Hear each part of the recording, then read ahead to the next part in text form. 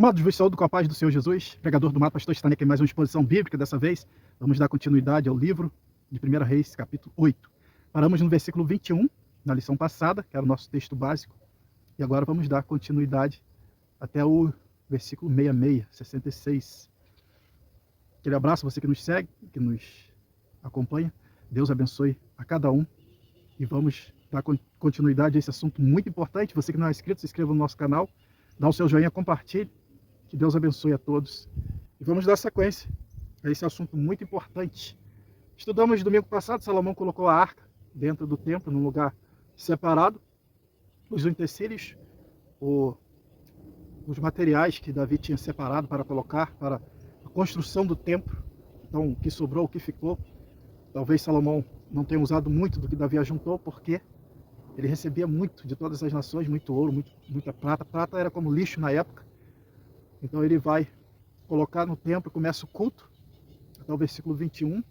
A glória de Deus chega, enche o templo, aquela nuvem escura. E agora nós estamos no capítulo, aí estamos a partir do versículo 22, a oração consagratória, muito importante. Quando Salomão ele se volta para Deus para orar, para pedir a Deus a bênção para aquele lugar. Então, do versículo 22 ao 26, aí começa assim: Salomão se põe em pé no altar, estende as mãos. Certamente ele estende as mãos para o Santo dos Santos. Mas, no livro de 2ª Crônica, nós vamos ver detalhes.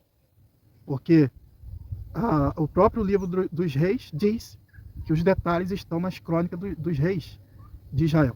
Então nós vamos ver aqui, segundo as crônicas, algum detalhe nesse gesto de se inclinar perante o Senhor de Salomão. Vamos ver esse detalhe aqui. 2ª Crônica 6:13. 2ª Crônicas 6:13. Pois Salomão tinha feito uma plataforma de bronze de 5 côvados de comprimento, 5 de largura e 3 de altura, e tinha posto no meio do átrio, e ele assomou e, pondo-se de joelho perante toda a congregação de Israel, estendeu as mãos para o céu. Então ele está de frente ao Santo dos Santos para clamar, para buscar a Deus, consagrar aquele templo ao Senhor. Naquele momento de joelho perante o Senhor, nós temos essa informação em 2ª Crônicas. Então Salomão ele vai exaltar a fidelidade de Deus, do versículo 22 ao 26, ele vai exaltar a fidelidade de Deus para com Davi, seu pai. Ele vai dizer aquilo que Deus prometeu a Davi, ele cumpriu. Então ele começa a oração exaltando a fidelidade de Deus com as promessas, a promessa que Deus fez a Davi. A construção do templo, que Deus tinha prometido a Davi, teu filho, fará. E a sucessão no reino. Então Salomão começa exaltando a fidelidade de Deus para cumprir o que prometeu. Prometeu e cumpriu. E Salomão começa a sua oração reconhecendo isso. Então nós vamos ver o versículo 27. Mas na verdade, habitaria Deus na terra? Eis que até os céus dos céus não te podem conter, quanto menos essa casa que edifiquei. Ele vai reconhecer a inferioridade, o templo luxuoso, mas que para Deus, Criador de todo o universo, ele vai reconhecer que é como nada diante do Senhor. Nem os céus dos céus podem conter a sua glória, quanto mais esse templo. Então ele vai dizer isso aí no versículo 27, reconhecendo a magnitude de Deus, a grandeza. Lá atrás, depois de algum tempo, o profeta Isaías diz: o Senhor está sentado sobre o círculo da terra. Ninguém nem sabia que a terra era redonda. É redonda, na verdade. E o tempo vem passando, até as traduções de hoje diz: o Senhor está sentado sobre o globo da terra. E a terra é o escabelo dos seus pés. Ou seja, algo que Deus coloca os pés. Algo que você coloca os pés para descansar. Tão pequeno que a terra diante da grandeza de Deus. Então Salomão reconhece um templo luxuoso, mas diante de Deus, nada. Diante da majestade do Senhor, Criador de todas as coisas, nada. Então ele reconhece o templo não é nem digno de um Deus tão esplêndido, tão magnífico, tão grande, que habitaria ali por pura misericórdia, por pura compaixão. Então vamos dar sequência. Olha só, o que Salomão usou para construir o templo: prata, ouro, madeira, cedro do Líbano e outras qualidades de madeira, madeiras finíssimas, materiais finíssimos. Ele usou na construção do templo. E não chega aos pés, não chega. O máximo que ele fez de ouro foi o trono de ouro. Os 3 degraus e o trono, os utensílios sagrados, a colher que ele comia, o garfo talvez, os utensílios, era de ouro. Mas isso não chega aos pés da grandeza, da glória do Senhor, da glória. Porque a Bíblia diz que Deus preparou para nós, para os seus, cidade de ouro. E o ouro é tão puro que chega a ser transparente. Ruas de ouro, mar de cristal, construções com jaspe, com materiais finíssimos, preciosíssimos. Por isso que Jesus disse: a rainha de Sabá veio para conhecer o templo, a sabedoria de Salomão, mas aqui está quem é maior do que Salomão. Ele preparou para nós algo magnífico, que aquele templo não chega aos pés. Salomão leva 7 anos construindo. Você vê um mundo de homens só encarregados para a construção, 3.000 e poucos homens.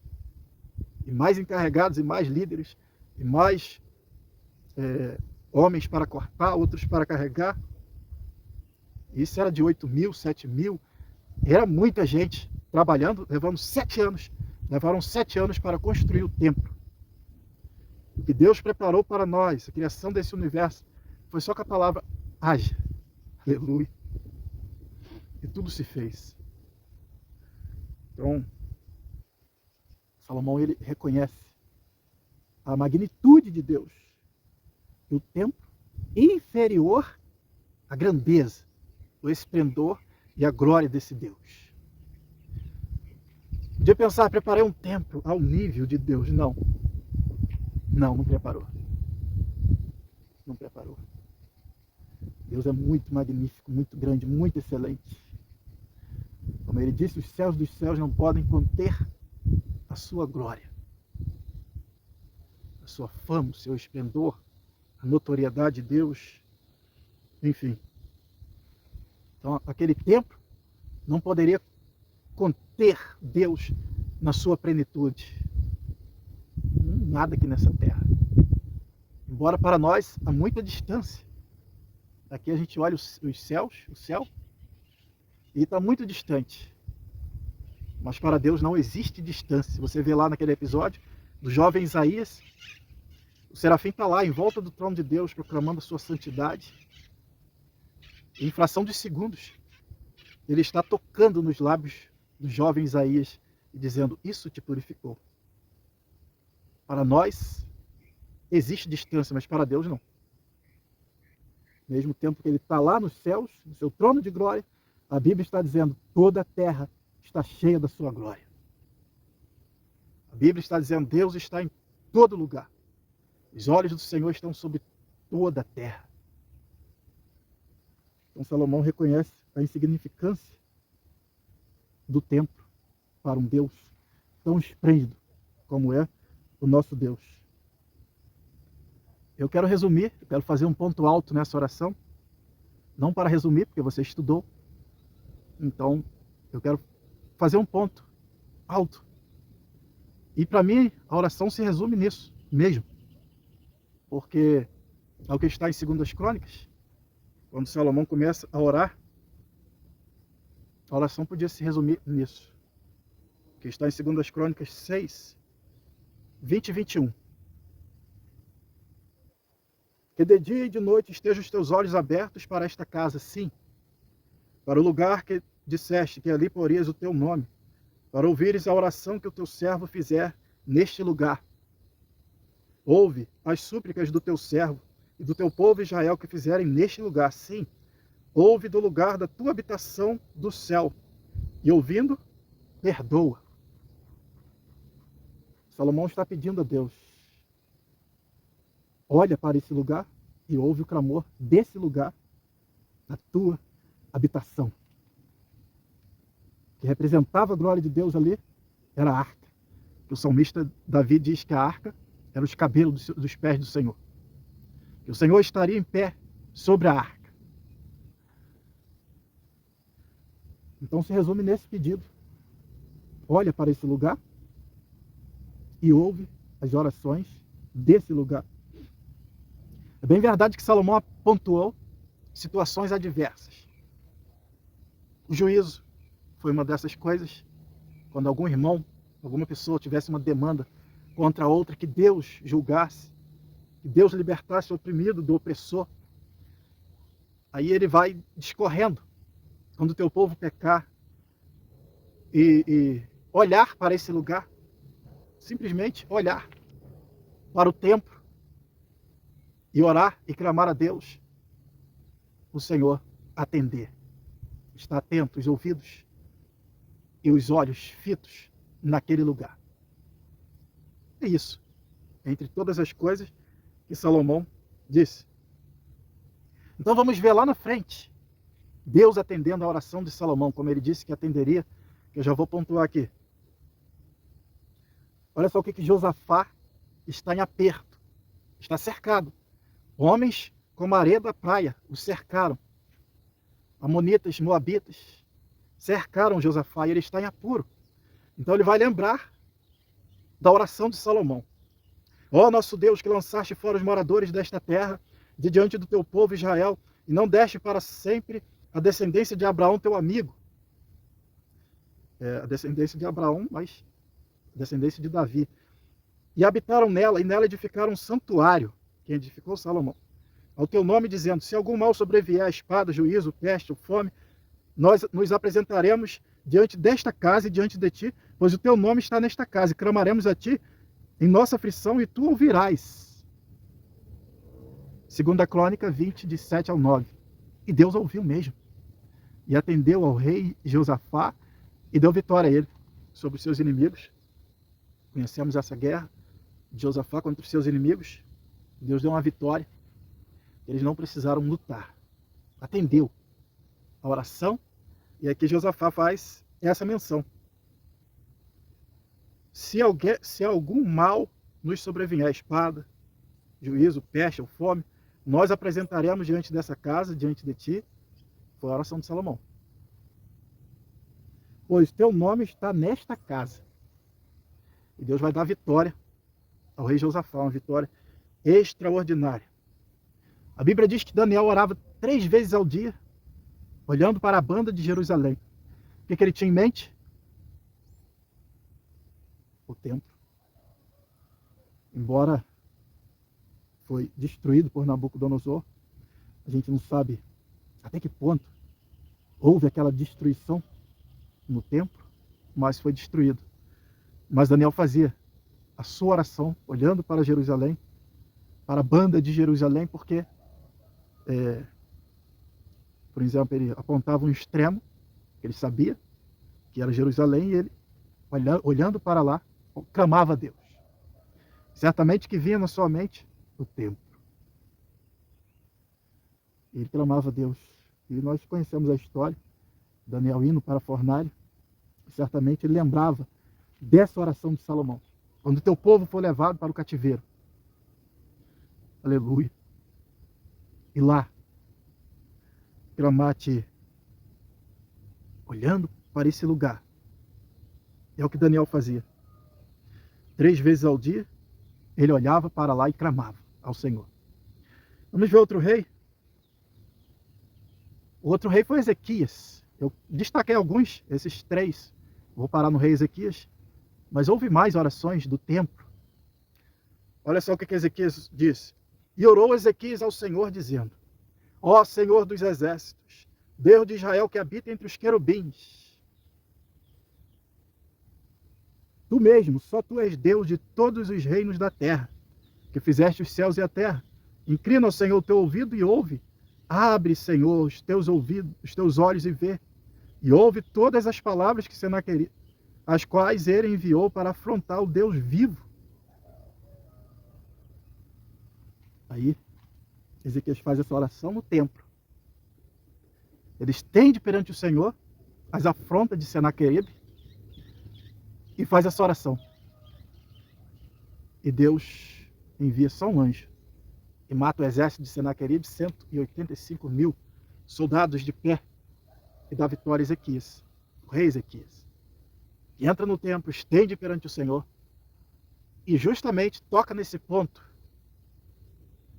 que eu estou pontuando aqui. Olha só. Inclina, ó Senhor, o teu ouvido. Inclina o teu ouvido e ouve.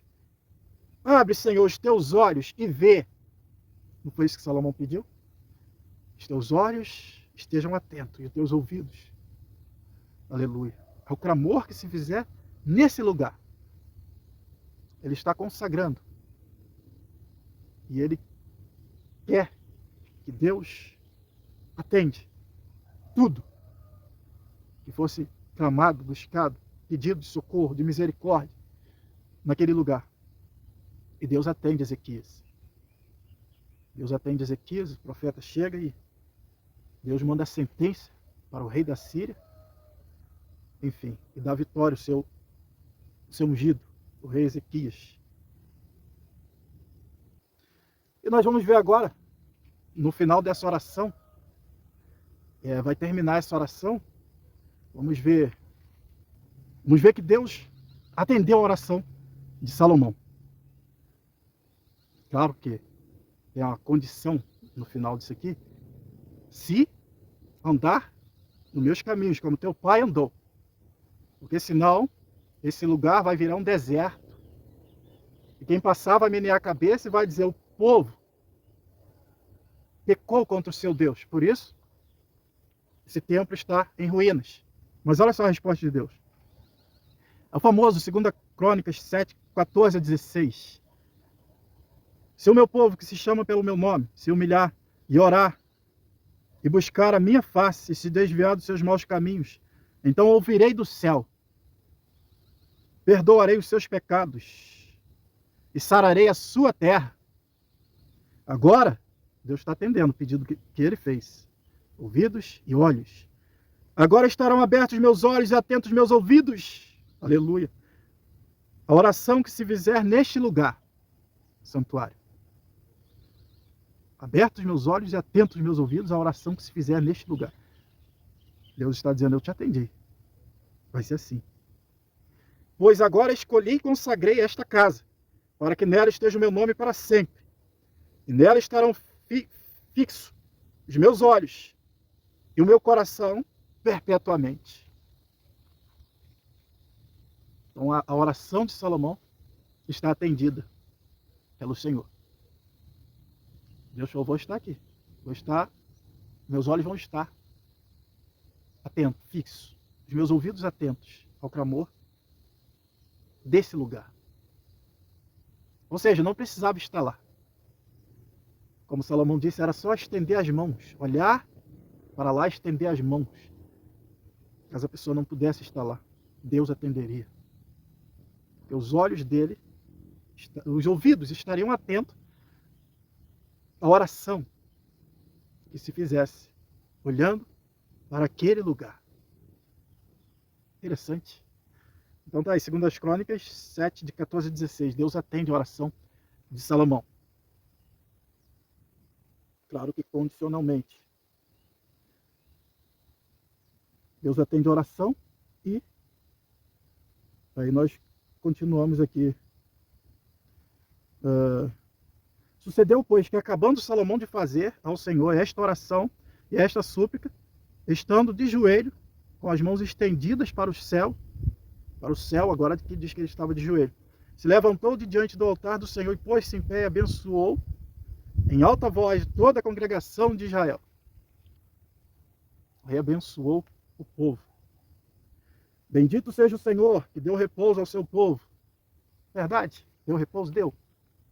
Nos dias de Salomão não houve guerra. Deus deu descanso. Prometeu a Davi e deu. Então bendito seja o Senhor, que deu repouso ao seu povo, segundo tudo que disse. Não falhou nem sequer numa de todas as boas palavras que falou por intermédio de Moisés, seu servo. Então eles estão na terra, estão de repouso, de guerra, de conflitos. Enfim. Nosso Deus seja conosco, como foi com nossos pais. Não nos deixe nem nos abandone. Aí ele vai exortando o povo a inclinar os corações, incline assim os nossos corações a fim de andarmos em todos os seus caminhos e guardarmos os seus mandamentos. E que essas palavras que eu supliquei perante o Senhor estejam perto diante do Senhor, nosso Deus, de dia e de noite. Ele queria que a oração dele estivesse diante de Deus de dia e de noite, como um oráculo. Deus, de dia e de noite, olhando para a oração dele, para atender. É como eu não sei como explicar isso aqui, mas é muito interessante. Que essas minhas palavras que supliquei perante o Senhor estejam perto, diante do Senhor nosso Deus, de dia e de noite, para que defenda ele a causa do seu servo e a causa do seu povo Israel, cada dia o exige. Para que todo o povo da terra saibam que o Senhor é Deus e não há outro. Seja o vosso coração perfeito para com o Senhor. Aí ele continua exortando o povo para andarem nos seus estatutos, guardarem os seus mandamentos, como hoje o fazeis. Então o rei e todo Israel com ele ofereceram sacrifícios perante o Senhor. Aí vai 20 mil bois. Eita! 20 mil bois. 120 mil ovelhas. Assim o rei e todos os filhos de Israel consagraram a casa do Senhor. Consagraram, está consagrado ao Senhor. Sacrifícios, ofertas, cânticos, louvores, oração. E essa oração foi muito importante. Ela fala até hoje. Porque não foi uma coisa que Salomão inventou da sua cabeça. Ele recebeu a inspiração do Espírito de Deus para fazer aquela oração. É assim que nós somos totalmente dependentes de Deus. Que oração gostosa que Deus deu a ele a orar. Espírito Santo, ore por mim. Esse deve ser o nosso pedido. E nesse tempo Salomão estava totalmente entregue a Deus. A Bíblia diz que ele vai se corromper depois de velho. Ele tem os seus vacilos como todo homem, mas ele está entregue a Deus. Ele está buscando a Deus. Ele está prostrado diante do Senhor. Ele está reconhecendo Deus acima dele. Quando ele certamente tira sua coroa da cabeça e se prostra diante do Senhor, reconhecendo que acima dele há um Deus. Então nós temos que sempre tirar a coroa da cabeça, sempre dar glória e honra e louvor a Deus, porque esse é o fim de tudo, é dar glória a Deus, reconhecê-lo como nosso Senhor. É o que Salomão faz.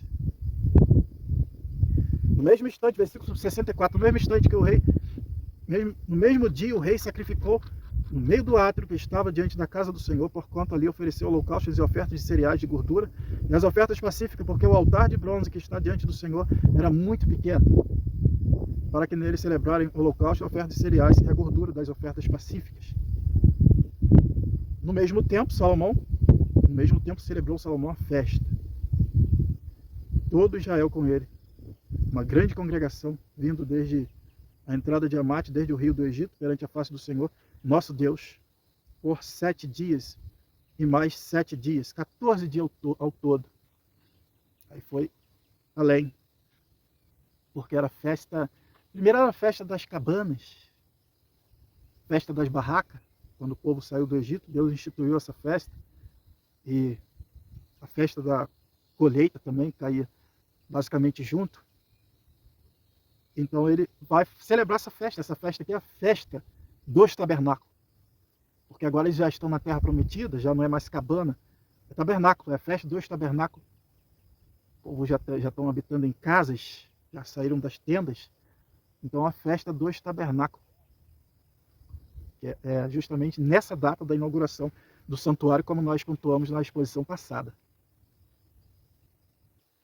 Versículo 66.